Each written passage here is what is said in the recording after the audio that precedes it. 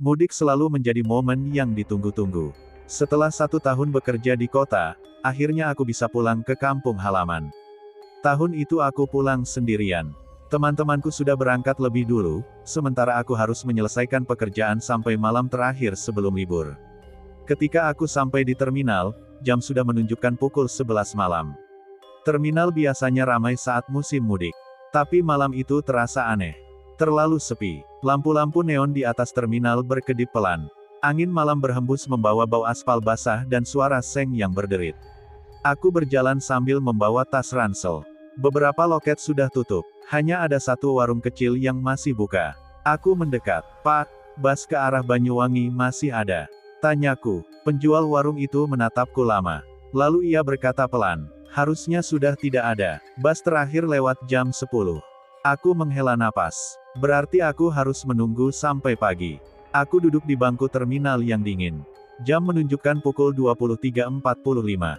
Terminal semakin sepi. Beberapa lampu mulai mati satu persatu. Tiba-tiba dari kejauhan aku melihat lampu bus mendekat perlahan. Mesinnya tidak terlalu keras. Justru terdengar aneh, seperti suara tua yang serak. Bus itu berhenti tepat di depan jalur tempat aku duduk. Yang membuatku heran, tidak ada penumpang lain yang naik. Pintunya terbuka dengan suara mendesis. Seorang kondektur tua berdiri di pintu. Seragamnya terlihat kusam seperti sudah lama dipakai.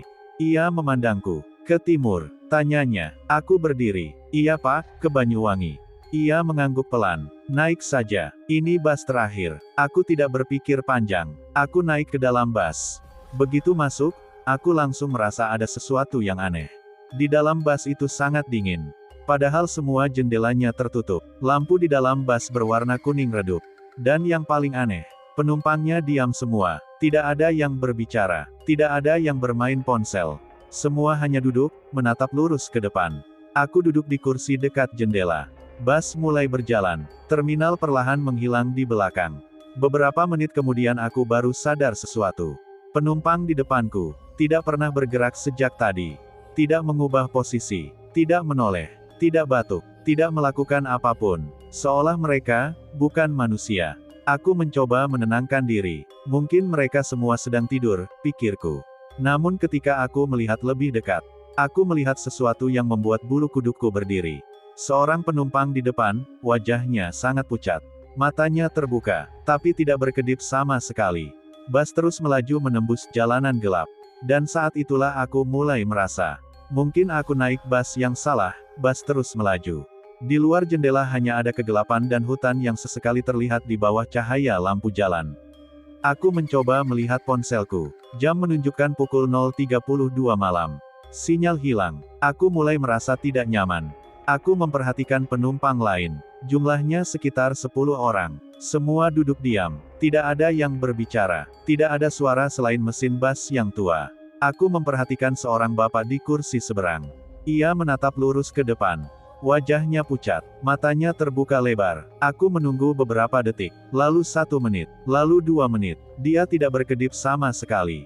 Aku mulai merinding. Aku mencoba menoleh ke belakang. Seorang perempuan duduk sendirian. Rambutnya panjang menutupi wajah. Ia juga tidak bergerak. Bus terasa semakin dingin. Aku bisa melihat uap napasku sendiri. Padahal aku mengenakan jaket tebal. Tiba-tiba, bus berhenti di tengah jalan. Aku melihat ke depan. Di luar hanya ada jalan gelap dan hutan. Kondektur berjalan pelan melewati lorong bus. Sepatunya berbunyi pelan. Tok, tok, tok. Ia berhenti di sampingku. "Sudah dekat," katanya pelan. Aku bingung. "Dekat apa Pak?" Ia tersenyum tipis. "Tempat terakhir." Aku mulai merasa tidak enak. "Pak, ini lewat jalan mana ya?"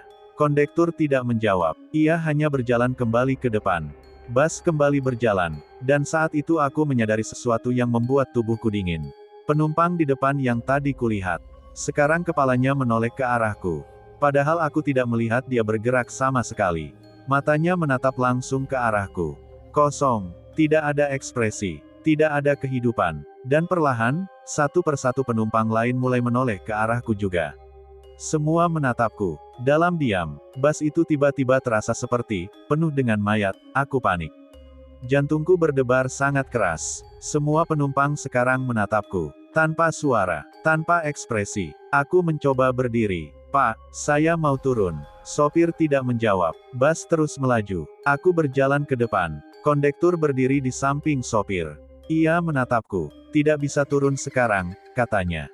Saya mau turun, teriakku. Ia menggeleng. Sudah terlambat. Bus masuk ke jalan yang semakin gelap. Aku melihat keluar jendela. Tidak ada rumah.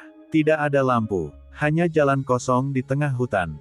Aku melihat spion depan. Dan saat itulah aku melihat sesuatu yang membuat tubuhku gemetar.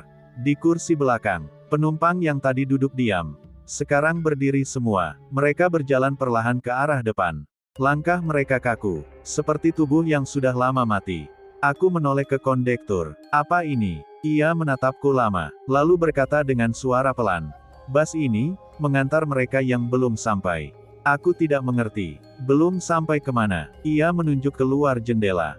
Di kejauhan, aku melihat gerbang pemakaman besar. Bus perlahan masuk ke sana. Aku berteriak. Aku mencoba membuka pintu, tapi pintunya terkunci. Penumpang di belakang semakin dekat.